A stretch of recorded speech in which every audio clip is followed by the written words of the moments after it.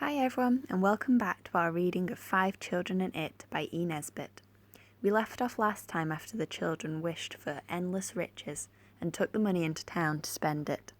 So, let's continue and find out what happens next. It was decided that Cyril should go into the Blue Boar and ask for ginger beer, because, as Anthea said, it was not wrong for men to go into beer saloons, only for children, and Cyril is nearer being a man than us because he is the eldest. So he went. The others sat in the sun and waited. "Oh, how hot it is," said Robert. "Dogs put their tongues out when they're hot. I wonder if it would cool us at all to put out ours."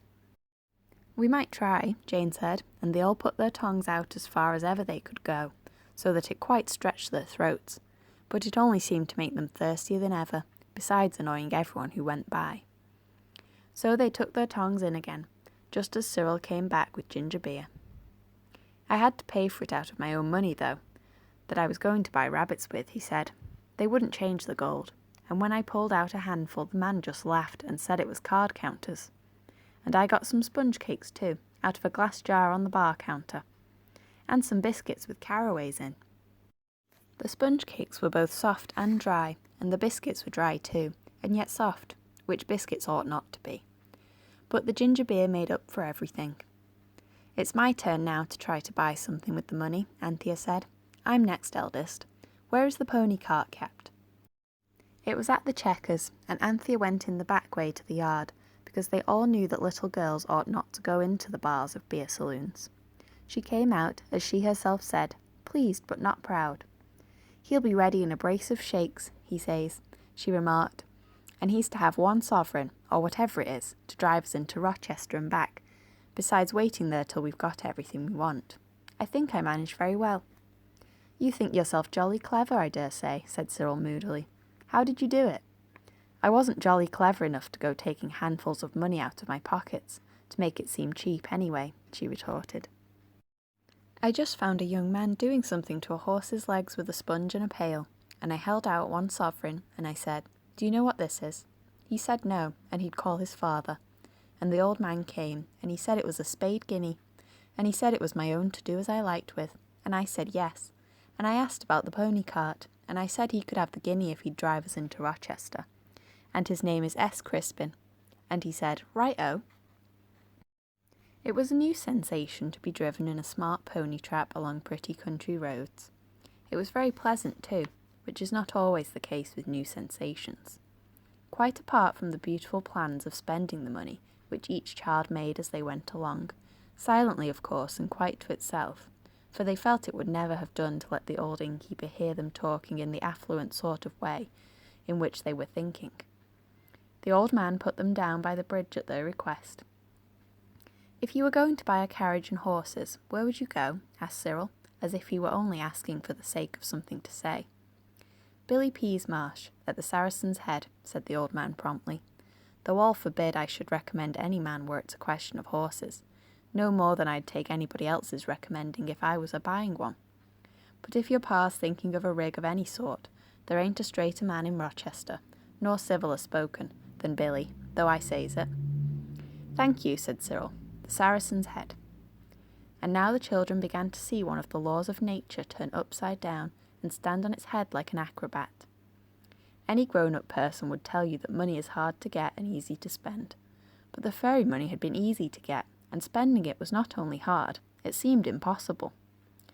The tradespeople of Rochester seemed to shrink to a tradesperson from the glittering fairy gold. Fairin money, they called it for the most part. To begin with, Anthea, who had had the misfortune to sit on her hat earlier in the day, wished to buy another. She chose a very beautiful one, trimmed with pink roses and the blue breasts of peacocks.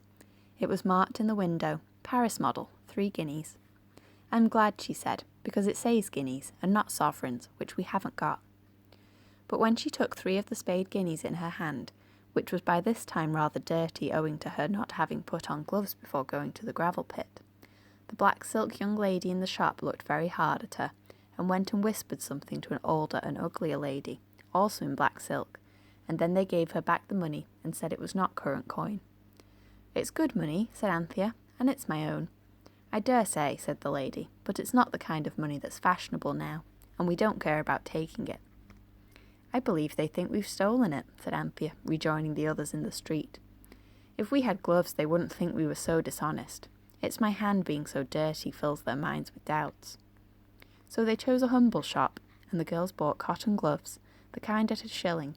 But when they offered a guinea, the woman looked at it through her spectacles and said she had no change. So the gloves had to be paid for out of Cyril's money, with which he meant to buy rabbits, and so had the green imitation crocodile skin purse at 9p, which had been bought at the same time. They tried several more shops, the kinds where you buy toys and perfume, and silk handkerchiefs and books, and fancy boxes of stationery, and photographs of objects of interest in the vicinity.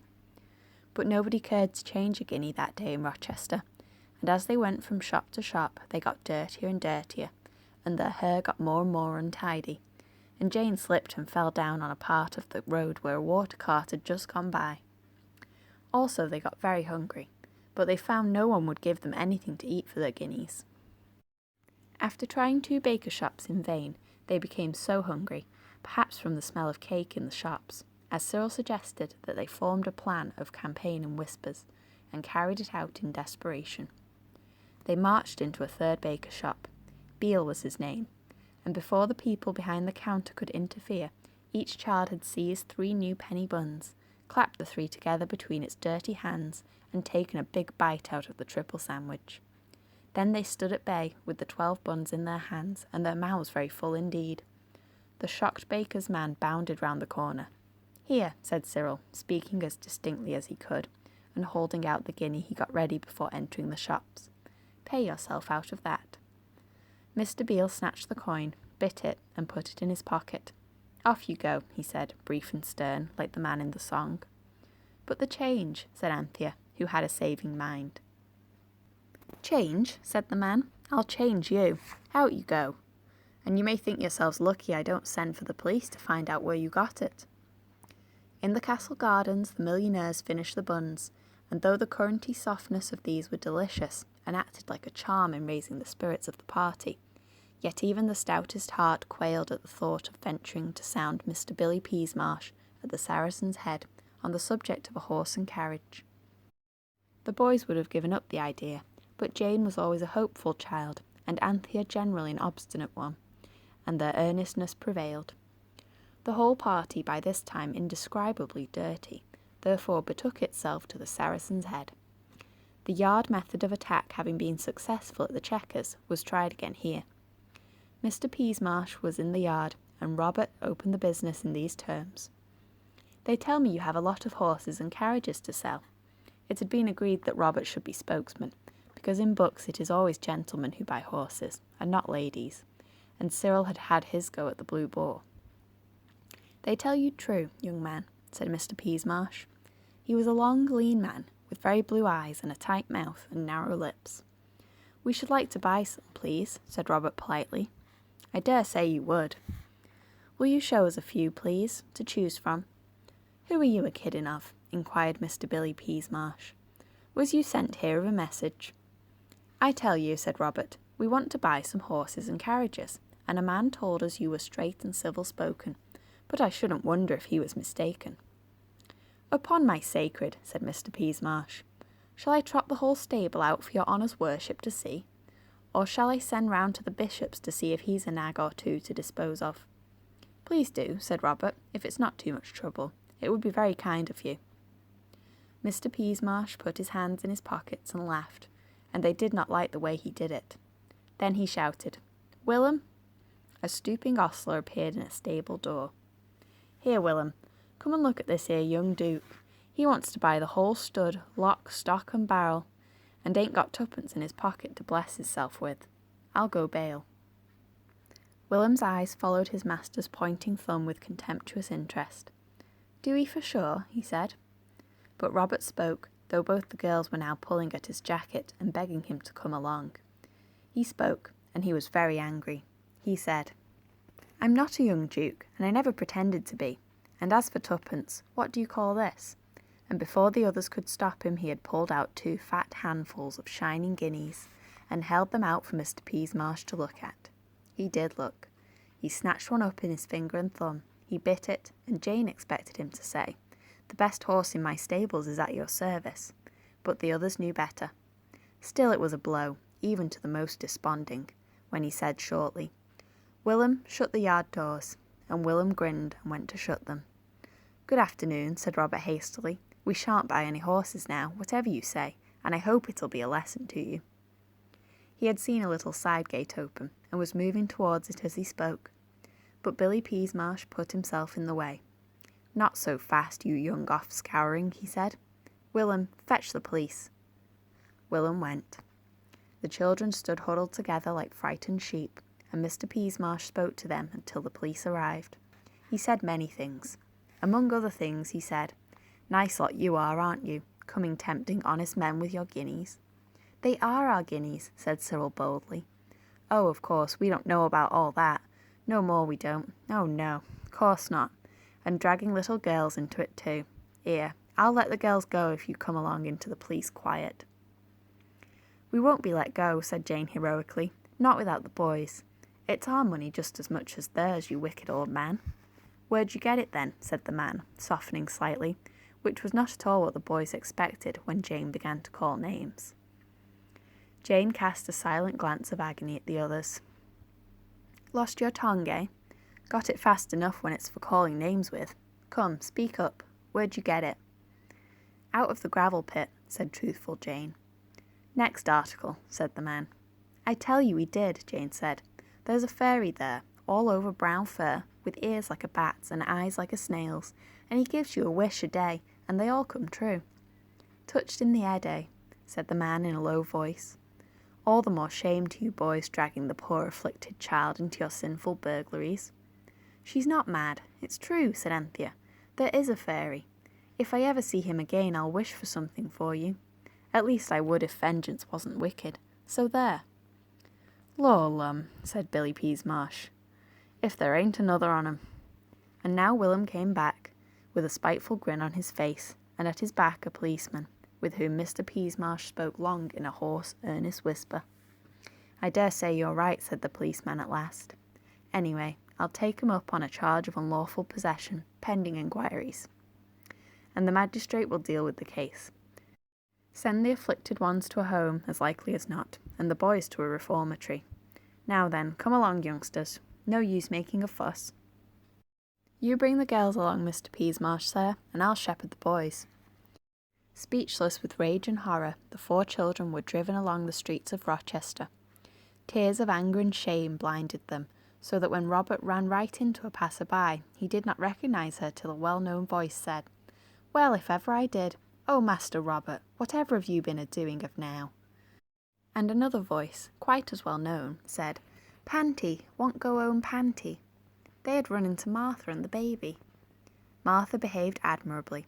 She refused to believe a word of the policeman's story, or of Mr. Peasmarsh's either, even when they made Robert turn out his pockets in an archway and show the guineas. "I don't see nothing," she said. "You've gone out of your senses, you two. There ain't any gold there, only the poor child's hands, all over dirt, and like the very chimbley. Oh, that I should ever see the day." And the children thought this very noble of Martha, even if rather wicked, till they remembered how the fairy had promised that the servants should never notice any of the fairy gifts. So, of course, Martha couldn't see the gold, and so was only speaking the truth, and that was quite right, of course, but not extra noble. It was getting dusk when they reached the police station. The policeman told his tale to an inspector, who sat in a large bare room with a thing like a clumsy nursery fender at one end to put prisoners in. Robert wondered whether it was a cell or a dock. "Produce the coins, officer," said the inspector. "Turn out your pockets," said the constable. Cyril desperately plunged his hands in his pockets, stood still a moment, and then began to laugh, an odd sort of laugh that hurt, and that felt much more like crying. His pockets were empty. So were the pockets of the others. For of course at sunset all the fairy gold had vanished away. "Turn out your pockets and stop that noise," said the inspector.